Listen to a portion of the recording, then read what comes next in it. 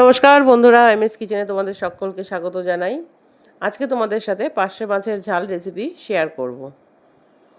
এখানে দেখো আমি 400 গ্রাম পার্শে মাছ নিয়ে নিয়েছি। টমেটো, আদা আর কাঁচা লঙ্কা পেকে গেছে সেই কাঁচা লঙ্কা নিয়ে নিয়েছি।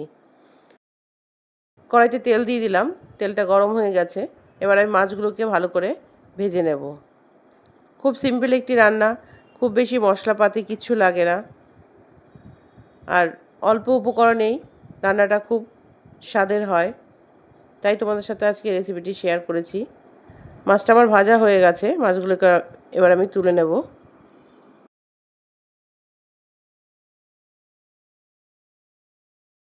ওই তেলের মধ্যেই একটা শুকনো লঙ্কা আর একটু কালো জিরা ফোড়ন দিয়ে দেব।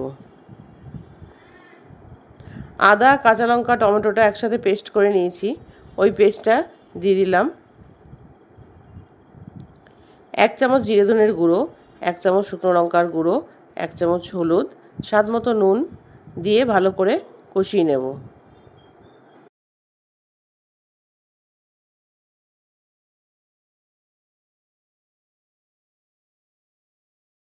চারটে আস্ত কাঁচা লঙ্কা দিয়ে দিলাম, একটু ধনেপাতা কুচি দিয়ে দেবো।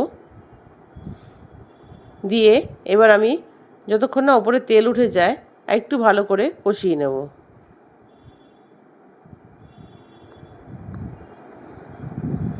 দেখো আমার ওপরে তেল উঠে গেছে, একটু জল দিয়ে দিলাম।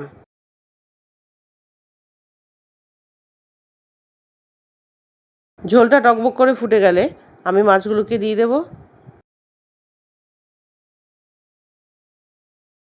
তোমাদের যদি এই রেসিপিটি ভালো লেগে থাকে তাহলে চ্যানেলটিকে সাবস্ক্রাইব করে দিও, পাশে থাকা বেল আইকনটি প্রেস করে দিও, তাতে আমার পরবর্তী ভিডিও তোমাদের কাছে পৌঁছে যাবে।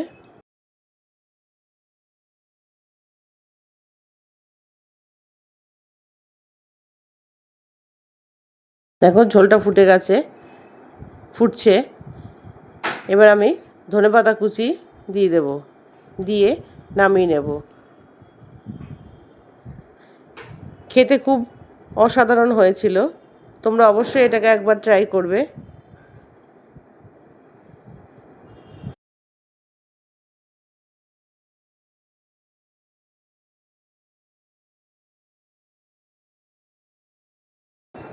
দেখো আমার পার্শে মাছের ঝাল রেসিপি তৈরি হয়ে গেছে।